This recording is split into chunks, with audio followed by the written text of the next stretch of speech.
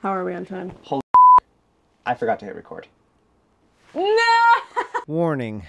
This episode discusses heavy topics such as suicide and stories of overt racism. Listener discretion is advised. As a fundamentalist Mormon, having 5 parents and 44 brothers and sisters was the norm for Calvin Wayman. Today I'll be spending a day with Calvin, an ex-cult member. Calvin is on a shit. The thing I love about the show is just even in the name, culture, emphasis on the word cult. I have friends who grew up in like real cults. We had somebody on the show who has 44 siblings and 4 moms because he grew up in a polygamist compound. When I look at that, I'm like, okay, that's a cult. And it's not just going to be heavy all the time. You had more siblings than there were presidents for a while. Holy shit. You're right. We're going to have a bunch of guests on the show. I'm into creativity, comedy, entertainment. I want this podcast to be the creative expression for my story and for my perspectives on life. Oh my God! Oh my!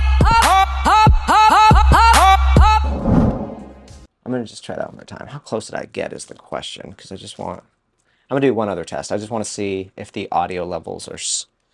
Will you say something? This is Calvin. This is Amanda Ray. Country jungle with green tomatoes. Where the fuck does that come from? I think it was TikTok.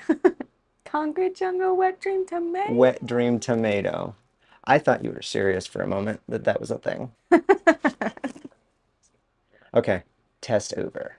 Serious, like that was the real words? Is that what you mean? I thought you thought that was the real words. Oh, you're like, dumb bitch. Because you had mentioned it on your thing, and I was like, because I love that song. I love all the New York songs. I'm cliche like that. Cliche. I know, I was posting a bunch of them. So what you thought that I thought it was wet dream tomato, and I was like, isn't that what New York's made of? Is wet dreams and tomato? I thought you just thought that was the lyrics, and I was like, tomato for the Italians. okay, this is on. What is the best compliment you've ever been given? Fuck, that's a good question. I was literally thinking of a compliment that I got that I actually really liked. I think I know the best compliment I could ever get, but what's your... Could ever get, or you have gotten it? I have gotten it and could ever get. What is it? I want to hear yours first. What was yours? This girl, she just gives like the best compliments that make me like want to cry. Mm. About your soul. Something specific. About my soul, yeah. That's cool. I think the best compliment I could ever fucking get is around sincerity. Yeah. Like, genuine. You know what I think. You know what I feel. Yeah. You know that what I'm saying is sincere. Yep. And I think that takes time to be comfortable enough to say what you actually feel and think and like all those sorts of things. In everything you do. Yeah. That's such a good one. Yeah. I remember when the first time someone called me bold, because in my therapy sessions I was like, I want to be more bold. I want to be more bold. I'm such a loser. And then, but when you say it enough, you will be more bold. So then one day someone was like, you're so bold, Amanda. And I was like, thank you. I did it. You just reminded me of somebody. Thank you. Who? But familiar, do you know that part of like being beautiful is really just familiarity?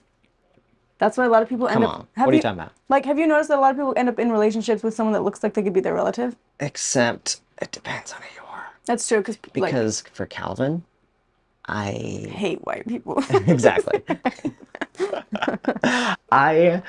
If something feels too familiar, it feels too incestuous, and it turns me off. Yeah. Yeah. Because of where you came from, though. Yeah, but I had that even, like, we talked about that a little bit on the episode, where there was some time, this was a progressive thought in my teenage years, and that was, I did not want to be related at all to anybody that was like, after I had that situation with my aunt, I was like, yeah, no, I never, ever, ever want to be even remotely related to anybody I'm ever with. And I still have that. And maybe it might be I don't know if the word is to a fault, but like if something reminds me of... Back home, it's a turnoff. Not back home, because there also is like, I like when somebody understands me, but there have been times where it would be strange for me to date somebody named Miranda or Kathleen. Because of your or family. Betty, because those are all my sister's names. Yeah. Like, something like that strange like that. Yeah. Or Christine, who's my sister and my mom. Yep. Like, I have those weird types of things. Yep. So, I don't know. I think there probably is something to it, but there's definitely a line. Yeah. I think we should keep all this in. This was like, we took a break, as you can see. I tried to like it's the next day, but I Oh, put are on we the filming? same. Hello. I put on the same T-shirt just so it looks like the same episode. This is a real thing, though. Like, you can Google it and look at your previous partners if there's familiarity in their faces, or if you had familiarity when you first met them. It gives you subconsciously you trust them more. Okay, there's definitely, if you look at all your partners, I definitely have a type. Yeah, but they don't look discovering. like your like family or anything like that. I don't think so, but the long-term-ish partners that I've been with have a certain look. Yeah, a certain look and quality that I've discovered that, okay, this is kind of what I'm into. It's interesting. This is like our intermission break. I know. Coming back. This is probably going to either be stitched in to the episode, but yeah, took a little bit of a break, and so we're just going to, I guess, pick it back off to the journey out. Yeah, we took a break and came back because I do feel like it was getting a little heavy too. There was a point where I was like, this is going to get really heavy. Yeah, I've really been feeling into this, and I feel like I want to save the real heavy stuff for like its own epised. Yeah, because it's a lot. Yeah, because there's definitely heavy stuff in the story that I'm talking about in the way out. Mm-hmm. But you and I both know where the really heavy stuff comes from. Are you talking about suicide? Yeah. Well, you had it. That's where we're different. I had suicide. We can talk about it. Yeah, let's go there. I definitely had suicidal thoughts in the order. Here's the reason why I think we should talk about it. I thought I was the only one battling that. And I was like so stupid for ever considering just like ending it all, because it was so hard to be a girl in the order. And like having my dad said, like, after he knew I wanted to leave, he said, I would rather die than leave the order, and I hope you feel the same way. And I took that as he would be happier if I did die. Yep. So let me do him a favor. So like, but here I am alone, like thinking no one else is going through this. I can't talk to anyone about this. But then I leave, and all the girls I talked to out on the outside that have left, they went through the same thing. I just realized something. Oh, the fan. The fan. Will you get that? Yes. What button is it? It's the one on the left. Over by the door. Every time. I'm going to have to buy you a new one of these. I'm so sorry. It's by the door. The switch on the left. Jesus Christ. Yeah, if this doesn't work after this. Jesus Christ, Mother of Mary. Oh my God, I used to think that, oh my God, and Jesus Christ was like the worst cuss you could ever do. Even after I left, I was like, yeah, don't the worst ever cuss do that that. I could ever say is fuck, and so now I say fuck. You know what one that still gets me? What? The C word. Cunt? Yeah, I feel like it's so yucky. Yeah, I can see that. I try to use it in non-feminine terms. Like, who's something that we all equally hate? A lot of people don't like Donald Trump.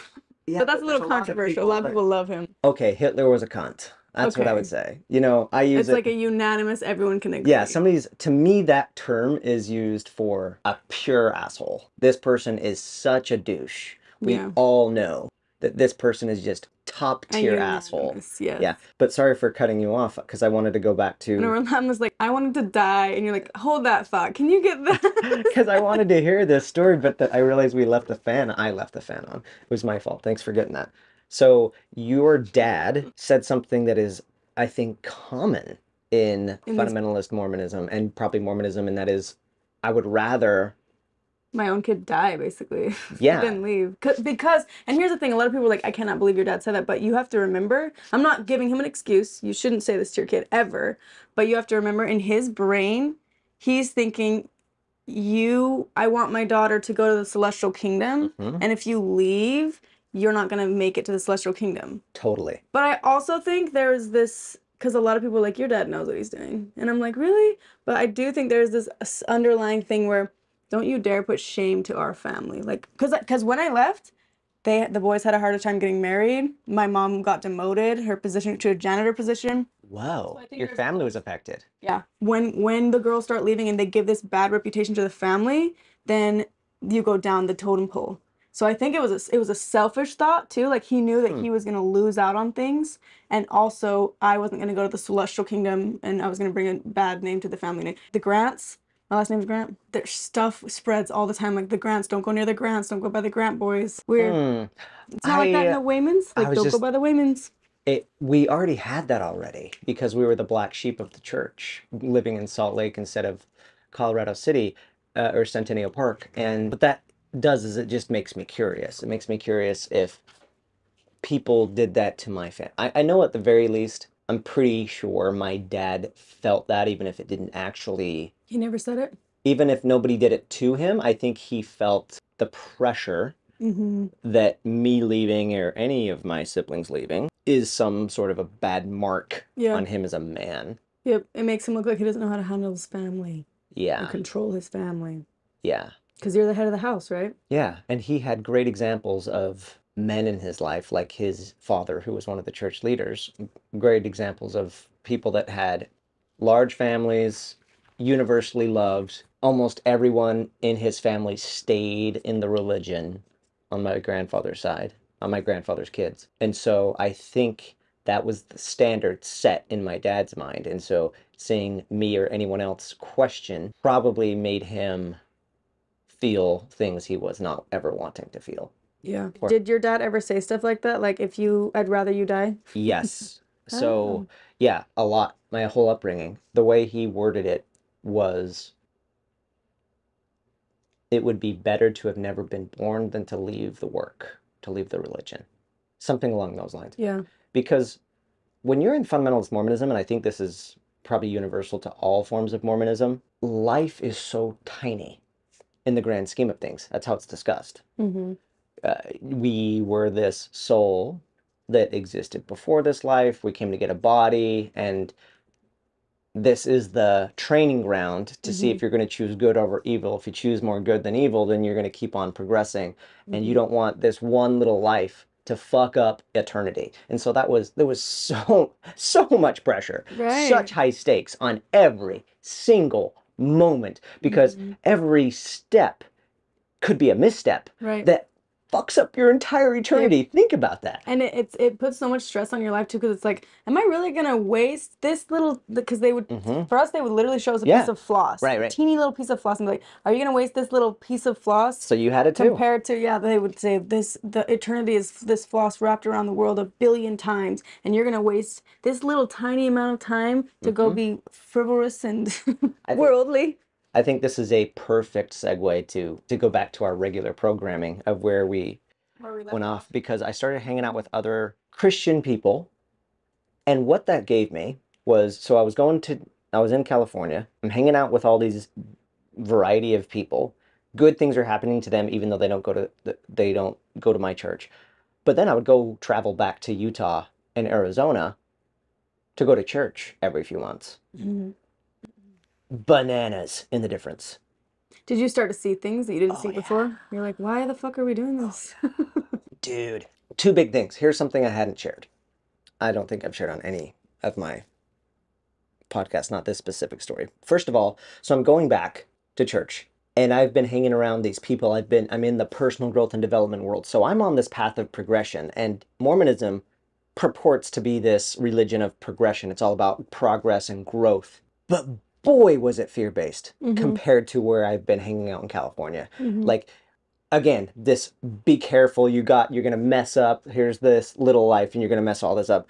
But I went to church, and one of the church leaders is basically saying the N-word from the pulpit. And he's talking about the African race as... He's talking bad about them? Yeah. The way he's describing it is where they come from. I'll tell that story of what we were taught as Mormons. And the reason this was such a stark thing for me is I'm going back to church, but I now have Black friends in California. They're like in this same mastermind. Shout out Kevin. Kevin.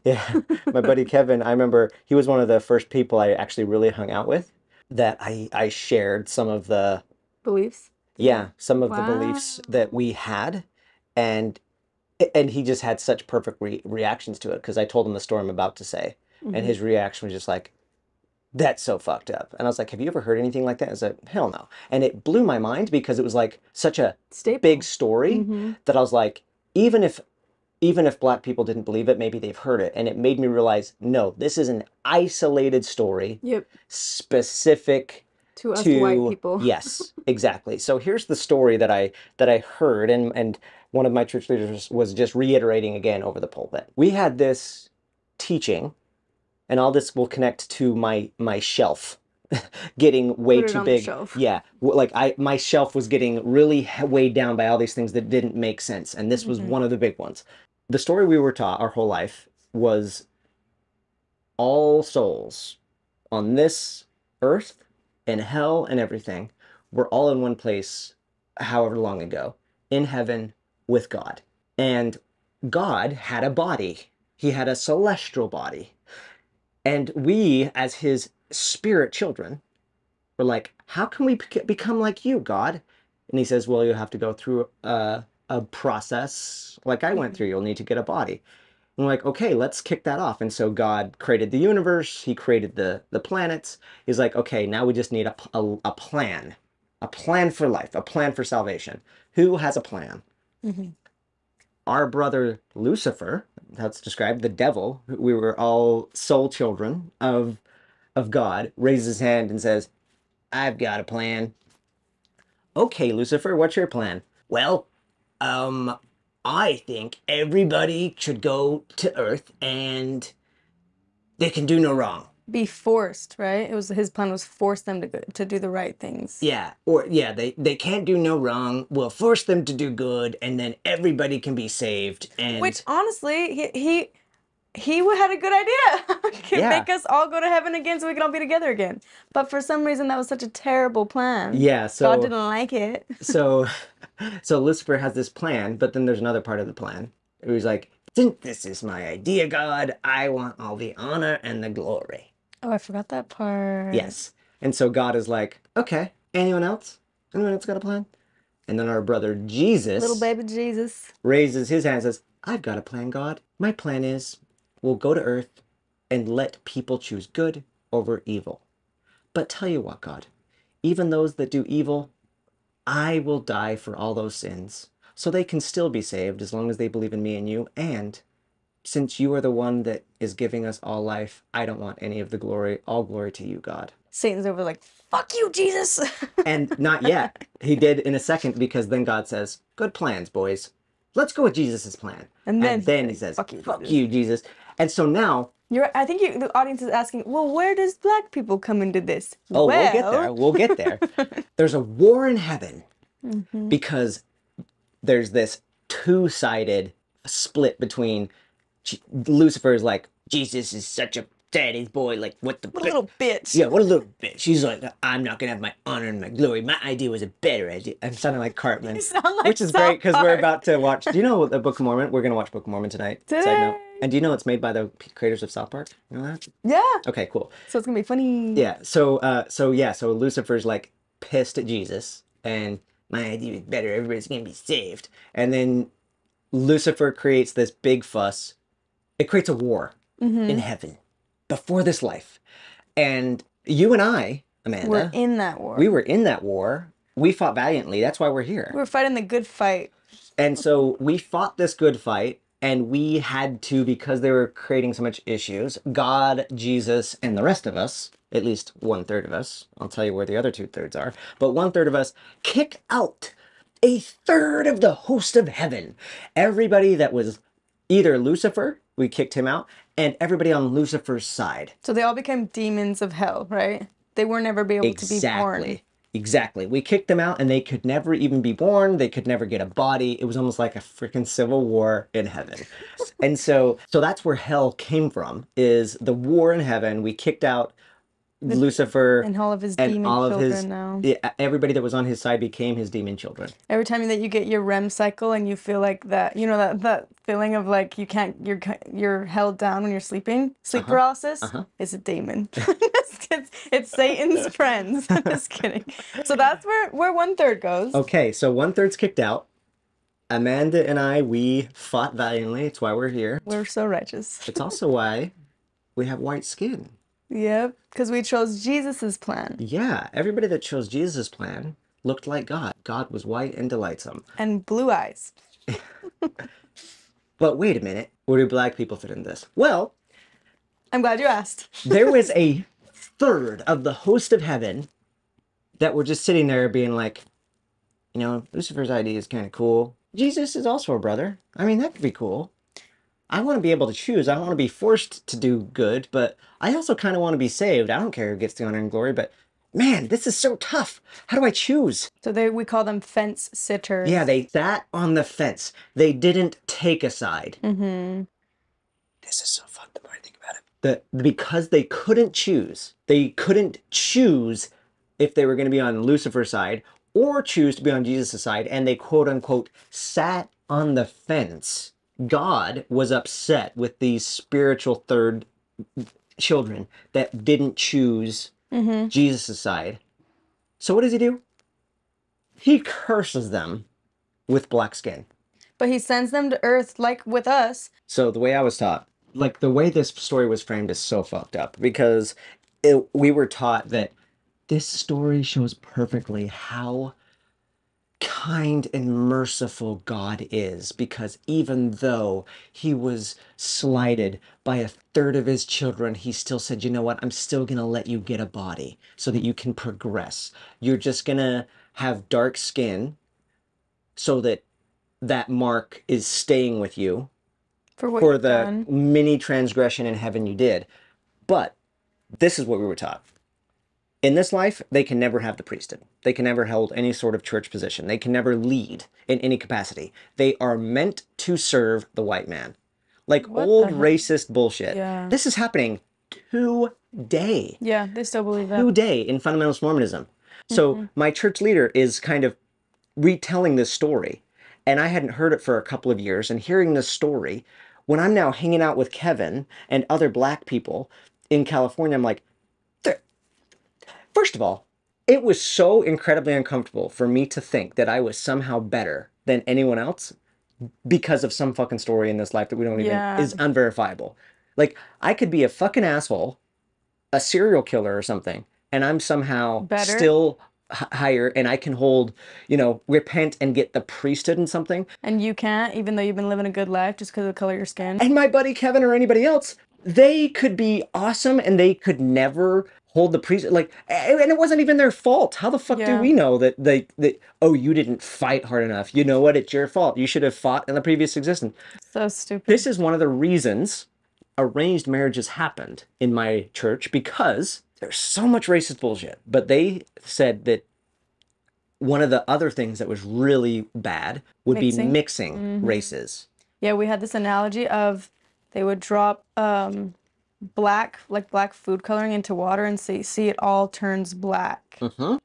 You can't mix because you can't all turn black. Yep, once you're black, you can't go back. Which is like, who fucking cares? Dude, and that's why I freaking love, there's like research now that shows that we all come from Africa, and it's actually, we're the one that has changed. And it's so fucked up. There's so much around this. They will never believe this. I've tried to prove it to family members, but they have this analogy. It's not just plain and simple like, oh, we don't want everyone to be black, so we can't mix our races. It's also, we come from the 12 tribes of Israel, and you're supposed to only breed with the 12 tribes of Israel. Have you heard of that? Yeah, we're supposed to keep the bloodlines pure. But for why?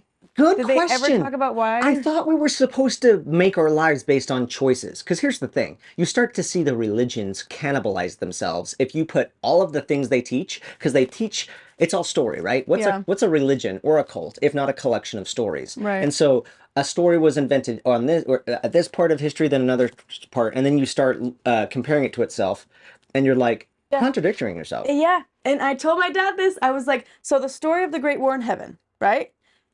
Satan's plan was force, and Jesus' plan was for agency. Are you not forcing us? Are you not living Satan's plan by saying, I'm not even going to let you get near the outside. I'm gonna huddle over you and make sure that you make the right decision. You are following Satan. And let me ask the question that everybody listening to this has already asked. What about Asians? Oh, that's Mexicans? True. That's the thing, is there's such a gradient of races. Yep. What the fuck? Why who are lands you the where? Only ones? Yeah, who lands where? Okay, so Asians can get to the Celestial Kingdom. Oh my gosh. They have an answer for everything. But you also couldn't mix with them either. You could only mix with your You race. could in ours, potentially. And if an Asian joined, you could marry her? Sure. Really? Yep. In fact, yeah. In fact, there was someone... You guys are more liberal than us. Yeah. In some ways. Because then there's siblings. Holy fuck. Yeah, there was a big deal because somebody in our church married somebody from Vietnam, a Vietnamese woman, and it was kind of a big deal. But you're starting to see how things are not making sense. And I'm hearing that story, and that was something that never sat well with me. And so this has been something on my shelf for a very long time. And so I'm like, okay, this is something that is so unique to this bubble. You might even call it like old Christianity, because I know some old Christian teachings are some pretty freaking racist stuff. So I start opening up about my beliefs, and I start asking other people what they believe. I tell my friend Kevin about this whole story. I then be like, I want to travel to other places. I go to Thailand. I wanted to experience a world that was nothing Western at all. I wanted to see how they believed, and just seeing somebody that like a whole society that is living a day-to-day life. They're so far removed from Mormonism and Christianity and Western belief at all, like from what we taught, but it's still like a society. It just started to make me realize there's different ways to live. Then I went to Israel. I hung out with a lot of Orthodox Jews. Wow. And I realized hanging out with Orthodox Jews at the Western Wall, they were way more devout. Than you were? Oh yeah, as devout as I thought we were, it felt like we were so watered down in our belief, and it's just like this narrative that's perpetuated. Like how a lot of all cults are just a collection of stories. Yeah. That divide us. Sure. It's so insane. Like all the collection of stories was based upon we're the best and everyone else sucks. Totally. It's like anti-religion. So I'm starting to see these things, and now I'm starting to travel. I'm starting to notice that it's a collection of stories. And what I end up doing, all these times I'm looking outward, and so for the first time, and I think this was happening on some level, but it really gets to this place where I'm like, okay, Calv, look inward. What do you actually think and feel and believe? Instead of just looking logically of like, do you believe in Christians and Buddhism and Judaism? What serves you? Yes. I'll never forget, I was flying. I still love flying to this day. It's one of my favorite things ever. Like actually being in the plane? Yep. Oh yeah. I get anxiety every time. There's at least 5 seconds of every flight where I'm like, we're dying. And I know it for it to be true. Say it the Lord. Just kidding. Yeah, it's my happy place. I love being 35,000 feet in the air. Wow. And just looking down on the clouds. Everything's so tiny. Yeah. Because one thing that I'm even having a hard time communicating, because it's been 5 years or whatever, approaching 6 years, is how heavy that this got on my every waking second. Yeah, it's depressing.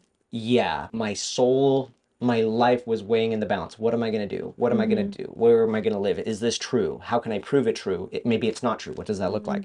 It's also like you were saying, the cave story, once you see it, you can't unsee it. Yep. So you can't go back to your normal life till you figure this shit out. And I'm seeing all these things being exposed to different people, different cultures, different belief systems. And it's becoming more and more obvious to me that the belief system that I was in, that I was born into, felt like the belief system, the right thing, is one of many. And when I'm flying in this plane one particular time, I remember looking out the window. And I don't know if we were flying over Iowa or something, but like it was somewhere where there's just like a lot of open farmlands, except they were square miles. It looked like a quilt. Yeah. And I imagined that below me, each square mile was a different group of people. Yeah. Because where I'm from, the church that I'm from, the Centennial Park group, the headquarters is in like a square mile. And I imagined that just one of those squares below me was Centennial Park. And just as you had mentioned a second ago about we're all the one, every church is like the one true church, I imagine being God and looking at this quilt of different people and thinking, only one of those are right. Yeah, and the rest are going to hell. And the rest are going to hell. That didn't sit with me. Yeah. And then I again reflected on this journey that I'd been on, from the crack in college, in that philosophy class, to traveling the world, seriously wanting to know the truth. And this fear coming over me of like, what if I'm wrong? What if I fuck up? Yeah. But then it not making sense that I could have just been sitting on the fucking sofa this whole time, being lazy, being in the religion, and not questioning at all. It doesn't make sense that if I mess up in this questioning and I end up leaving it, that God's gonna punish me more than somebody that's not seeking at all. Yeah. For the first time, I'm then asking myself, okay, let's examine this shelf. What do you believe? Yep. I get to this period that is so freaking agonizing. This is the end of 2017. I go to this event and I'm hanging out with people. And it was a safe space where a lot of people are like sharing some of their most difficult things that they're struggling with in life. Somebody might have had like a family member pass. Somebody might have, gotten fired from a job, or horrible things that have happened. And then it was my turn to share my biggest struggle that I was dealing with. And I was like, I told them everything. I was like, this is where I'm born. This is the journey I've been on since college, but this is where I'm at now.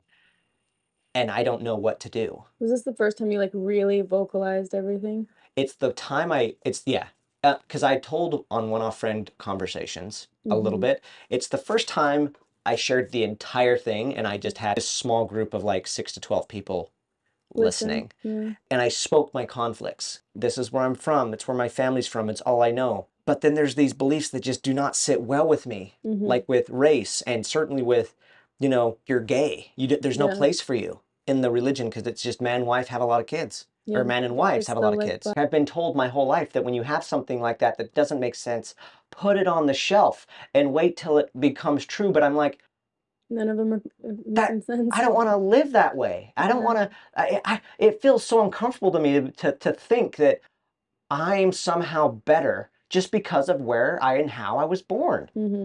I was like, but then there's this fear of, Calvin, you're playing with fire. Yep. If you choose out, there's no going back. And you're wrong, what's the penalty? Hell. Hell. Worse than hell. Like, son of perdition, the one thing you can never repent of. In Mormonism, they like to say that, there's a lot of things you can repent of. Like, there's a lot of things but there's a few sins that are unforgivable. And that's one of them. Sinning against the Holy Ghost is one you can't repent of. Questioning God, and basically, what is it called when you gave away your gift? Cast your pearls before swine, or whatever? Yeah, that's what I would be throwing away the gift that I'm born in this one true church. Yeah, spitting in God's face, basically. And I remember telling this story about this conflict. It was really helpful because one of the guys there had me describe hell on how I've been taught it, how I feel about it, what I understand about it, why I'm afraid of it. He said some comment. I don't know if I'm going to word it, but I'll try to communicate what it did to me. He was like, isn't the way you just described it, isn't that kind of the state you were in right now? Yeah.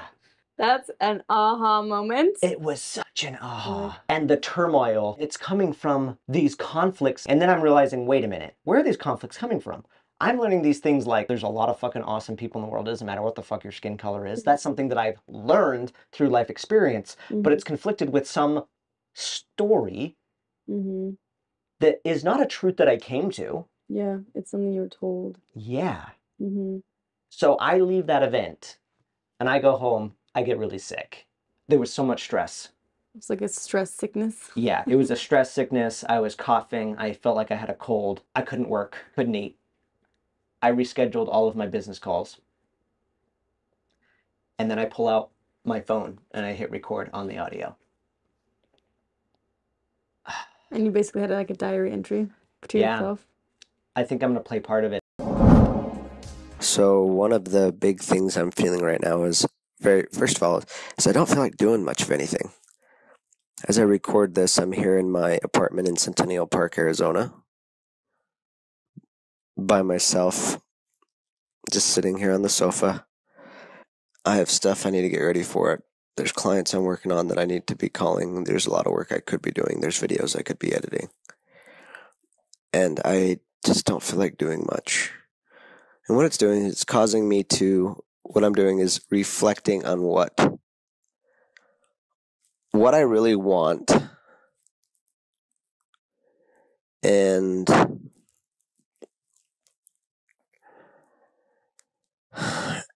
what I really should be doing.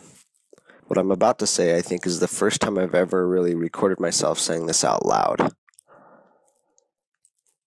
But I have to introspect and see, who am I listening to? What voices am I listening to? And over the last day, yesterday and today, it's actually almost felt like a dream. It's felt like a dream I've had, like, in a very groggy sense, not in a coincidental sense. What's the other word? Deja vu sense. It's like I've literally had a dream about about this type of a thing, where I have voices from all around saying this is what you should do and what you shouldn't do. And I guess, again, all of this is just context for one of the biggest questions that has been on my mind, is whether or not I am going to stay with the community, with the family, with the religion that I've been a part of for the last 29 plus years, my entire life. And if I actually believe that it is right to stay. And the thing that I think I'm concluding to, the thing that I haven't ever recorded on any way, that I think I'm going to say it here to myself, is I don't think I am going to stay. I don't think I'm going to stay in the work. The work is what the religion is called. And because do I think it's bad? No, that's not why. There's a lot of good. It's given me a lot of good. But when I sit with myself and I imagine myself 5 years down the road, 10 years down the road, 20 years down the road, and staying, it just doesn't feel right.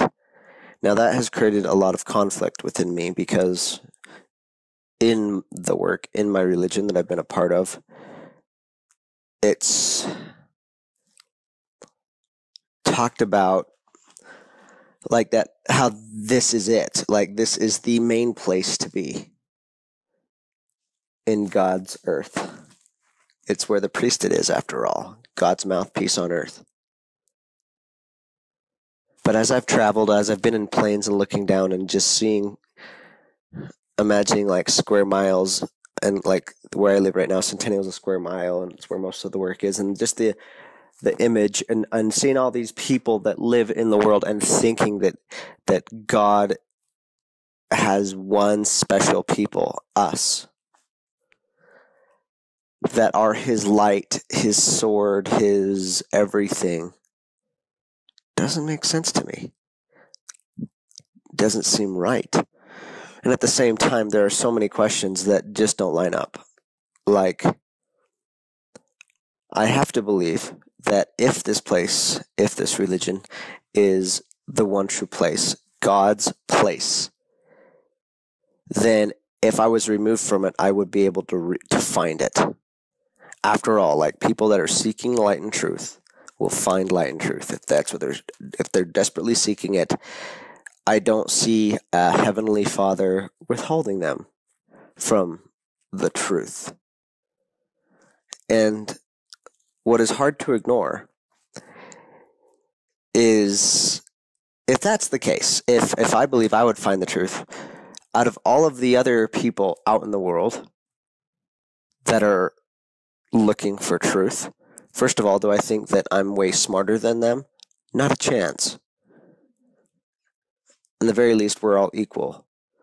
But all these people searching for truth, how many of them have found the work? Really, really, really, really small. In fact, when I look at the work and the religion, who's in it? Who's in it are people that have been in it.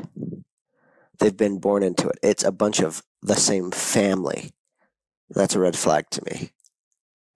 And if I look at other religious groups around Mormonism especially, who's in those groups?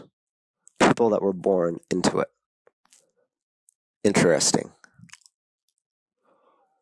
And so it's at least enough to question it. And beyond that, I think of my values that I believe in, a value that has been really hard, that just doesn't seem right to me, does not seem right, that has been talked around my religion for a long time, is that it's this pure thing, this awesome thing to be white. That in the Bible or the Book of Mormon, at one point it said white and delightsome or something like that. And being black has been a curse. And even on the very positive end of the spectrum of this type of talk, it's been like, no, you should treat black people well, but they just can't have the priesthood. So they're still not equal. They're last in line. And when I think of a God who made all of us in his own image, that doesn't make sense to me. It doesn't make sense. Besides, there's not just black and white, for hell's sakes. There are a massive spectrum. There's even science to make us, that is enough to think that perhaps we all had black skin at one point. Or that we all came from Africa, at least.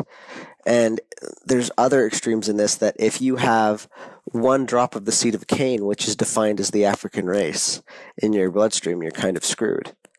That makes no sense to me. Makes no sense.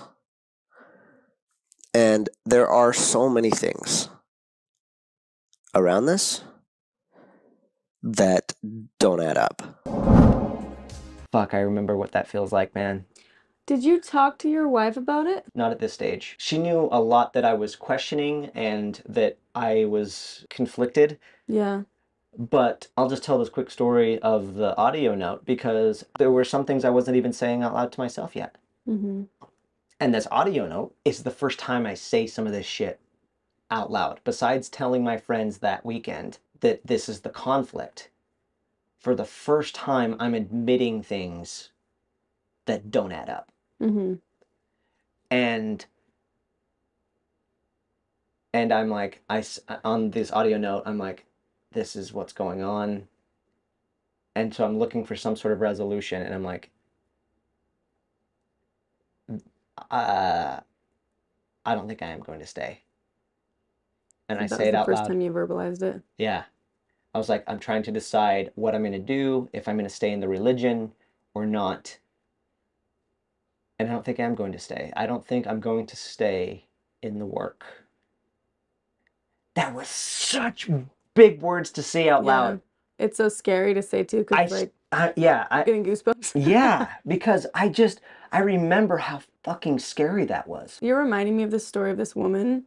She had a bunch of kids in the order, and she was telling me, she was like, the same thing, like, once you see it, you can't unsee it. So she started to go through that, like, the crack and realizing, but she wished so bad that she didn't see it, because she's like, if I didn't see it, I could just happily live like this, and now I'm causing a ruckus in my entire family. My whole world's crumbling down. I have to make that choice. Mm-hmm. If I'm going to stay and live a lie, or leave and be free. So you made that choice for yourself. I want to give a counter to the you can't unsee it. Have you ever heard of the term willful blindness? Yeah. Do you think some of them are just like they know and they just don't care? Oh, yeah. I think, but maybe, okay, this is just my perspective, and maybe it's because my brain works this way. I think they know and they see it, but they make up an excuse as to whether they're like, well, I will never be able to be with my family again, so I'm just going to stay. And I have heard some members be like, I'm helping from within for it to get better. So in the movie The Matrix, yeah, there's one of these characters that is eating a steak, even though he knows that it's part of the Matrix, and he's going to take the blue pill. That, to me, represents willful blindness. And I've seen friends and family do this, and it's almost like a shift. And I feel like I was in that moment that day that I did the audio note of, it was a fork in the road where I could have chosen the path of willful blindness. Yeah. But would you really be truly happy? Fuck no. Yeah. That's what I think, that all these people that are doing that blindness thing, they're not really happy. I agree. Why does that happen? I think it is a defense mechanism. It's a survival instinct. Yeah. Because, dude, that moment, my whole life is changing in this moment of me admitting this doesn't make sense to me with race. This doesn't make sense with all these different things. And I didn't even know the words to it. I just say in the audio note. It's so interesting for me to go back and listen to it. First of all, when I listen to it, man, do I want to give that boy a hug or like a high five, because he makes a choice without fully knowing what's happening, what's coming after this. He's like, it just doesn't feel right. Yeah. That's what that version of me says. And it was so scary to not know what tomorrow brings or what next week brings or what next year brings, and that I'm leaving everything that my entire life has been based on. It can never be the same. That means you had to have had a lot of trust in yourself to be able to make that leap. I think that's the ultimate thing, and I think that's probably where we'll start coming in for a landing, because people have asked, how did you do that, Calvin? Yeah, what was it? What was it? Everything we've been talking about, a lot of it was externally focused, of like, this is what the religion is like, this is what these religions believe. And what I really came to is an internal deep dive of, why do I believe any of this in the first place? And I would try to imagine myself on neutral footing and say, okay, Calv, if you were on neutral footing, would you be clawing your way to get to this? Probably not. So what's keeping you there? It's what I've known. It's why people in any other, like Warren Jeff's community just down the street from where I was living at this moment in Centennial Park, that they only believed it because it's what their parents told them. And I was like, oh, there's that. And so then I start asking, Calv, how do you want to live the rest of your life? Do you want to live based on what the external world is telling you? And that could be society, but it's certainly, in my case, it was my dad, my other priesthood church leaders, siblings, or I started to like trust, like, you've lived a little. You've had some experiences with all these different kinds of people. What does that tell you? What does the fresh data of, like, you're up close to these people and these different things, like, what does that tell you? Yeah. And I start to realize for the first time, I'm like, do I want to live a life that is overriding my internal voice and trusting the outside source? Or do I want to, for the first time, live a life that is from the inside out? See what that's like. Even if it's wrong. That's what I came to. I was like, well, Calvin, that could take you to hell based on your teachings. And I got to the point, and in the day that I have that audio note, where I'm like, that's the choice I'm making. I could be wrong, but I would rather that, because I know that I don't want to do bad to others, even people that are still in it. I love them. And maybe there was some peace in that if there is a God, he would understand that. I had to come to that. I had to believe that. I was like, if there's a God, he has to feel that I want what's good. But there was other things too, that to that point, that I did want to experience life more. I wanted to go out more, things that were not right from my church's standard. And I'm like, am I wrong for wanting to experience? And are you going to talk about that in the next episode? The little things that you experience? Other things. There's the worldly things. The worldly things. That's why this is called Cultured. You guys are going to like the next episode, trying all the new things. Yeah, and I don't know if we're probably not going to get to this point, but in the next episode, your wife had to make a decision because she's married to someone who's wanting to leave the group. Yeah, let's wrap this up. So I decided to leave. And it was not easy. It was a fucking journey. Yeah, because he also had 2 kids at the time. We never even talked about that. Yeah, and that's a wife and 2 kids in this religion. You had built your life. So the truth is, everything that we've talked about up to this point is like, now the journey begins. Mm-hmm.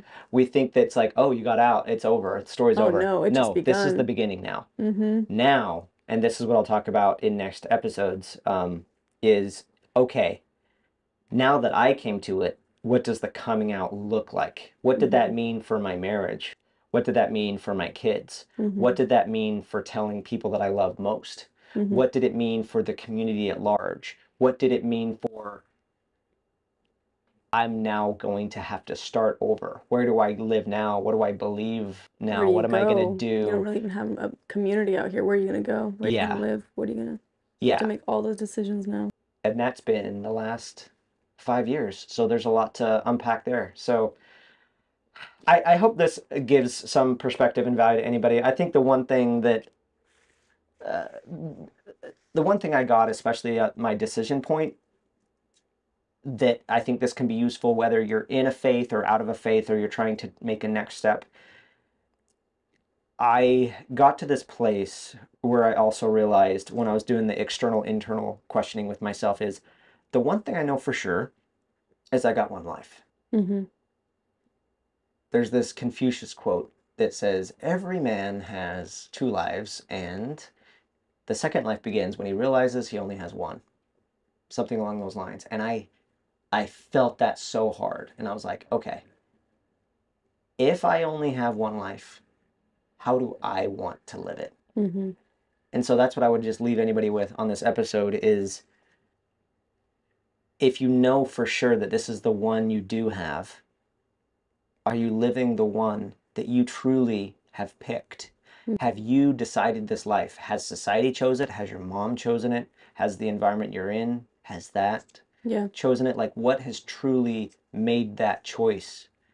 And in that moment, that was the first time in my life where I, at 30 years old, said, this is what I'm choosing. Mm-hmm. I don't believe in the work or fundamentalist Mormonism anymore. I'm breaking the fucking shelf, and I don't ever again have to rationalize something that doesn't feel true or right. And I'm going to start making steps where I'm listening to that voice for the first time. So there's a lot to, oh man. And I wish I could say that the hard stuff was over, but oh no, it's just begun. Yeah. Any final words from you, Amanda? I think that's such good advice. Like, everyone should be asking themselves, honestly, you should be so comfortable with questioning yourself and questioning the environment you're in, doing those self-checks and asking, like, am I happy? Also, something I've noticed a lot of people doing, when you have a goal in mind, but what you're doing in your day-to-day doesn't line up with that goal, you're not going to reach that goal. Does that make sense? Say that again. I don't know if I... A lot of people in life will have this goal of, like, let me do an example. I want to be a millionaire. I want to be a millionaire when I'm this age. Yeah. But then they're working this 9-to-5 job that there's no, you know what I mean? Yep. To be able to actually reach your goals is you have to do what you said to do. You have to live a life that's in line with, and be self-aware enough to know, okay, my actions are not in line with what I want. I'm not going to be happy. I'm not happy. Yeah. But a lot of people are scared of being that real with themselves. So I think that same advice would be like, just be okay with being vulnerable and real with yourself. You have to spend 24/7 with yourself. No one else does. You do. You need to make sure you like that person. So true. And what you're also touching on that's going to show up in other episodes is like having to deconstruct what is there anything from my upbringing that I can take, like piece by piece. I didn't know if I was going to go into LDS, if I was going to be a Christian. And that's a part of self-love. Like, okay, does this serve me? Nope. Does this serve me? Yes. Yeah. One other cliffhanger, when I decided to leave 2 weeks later, I was in Costa Rica for ayahuasca. 2 weeks and ayahuasca in Costa Rica? With Kelly Slater, the surfer. And that's such a funny story. And Bobby Brown, who used to be married to Whitney Houston. But we'll save stories like that. And I was just playing basketball with Adam Sandler. This is bananas. Life is so freaking crazy where things have shifted. So tune in. What do you next week? You doing weekly? I think I'm not gonna do a set time, but just tune in to the next episode. Amanda, thank you so freaking much for flying all the way to New York City. Thank you for having me. for being part of the inaugural episodes. We'll have you again. We're going to have her again on maybe episode 3 or 4 or something, but she's going to be doing some other episodes where we're going to do some cult comparisons. Yep. And well. he is on my channel as well. If you want to go to Amanda Ray's YouTube, we got a whole interview with Calvin, and then we hopefully are going to be getting another one today. What's your Instagram? Amanda Ray. Cool. Go to Amanda Ray. Okay. Thank you so much for listening to Cultured. We'll end with some of the... Actually, I'll end with an Anthony Padilla clip of me sharing part of that audio note and why I chose it and the life I'm living now. Thank you so much for watching, and I'll see you on the next episode. Bye. Peace. How are we on time? Holy fuck. I forgot to hit record. No! I'm so glad we have this. Yes. Oh, God. Fuck. What point did it cut off at? I didn't hit record at all. There was a point where I was like, I hope he hit that, because I'm not... Can I just make sure? Can you make sure that's on? There was a light on, for sure. That means it's on, right? Okay. That's lucky. That's lucky. Oh. Okay. Fucking A. Scary. I'm glad that we got that, though. I'm starting to doubt my entire reality. And that's what led to this moment. You actually have a voice memo that you recorded that very specific moment. The thing that I haven't ever recorded on any way that I think I'm going to say it here. But I guess just having the courage to say to myself out loud is...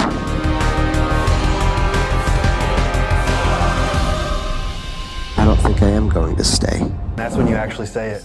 As awesome as the people Yeah, I could see the goosebumps. It was still a couple of months till I told people. You really had to come to terms with it yourself. Yeah, I had to come to terms with myself. If you say it, you can't take it back. You better be ready. Telling my dad was the beginning of me truly being my own independent self that's not tied to some external source telling me how I should think, act, or behave. What was the energy in the room like? Freeing, because I'm hearing myself come to things that, based on my own life experiences, going out into the world and meeting with people and stuff like that, coming to a belief system that is mine, not what somebody else taught me.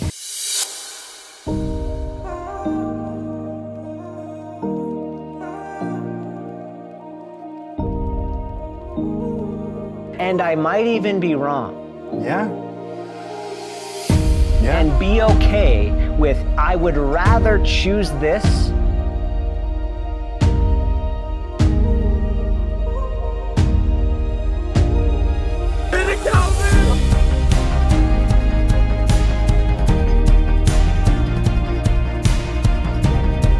I would rather choose this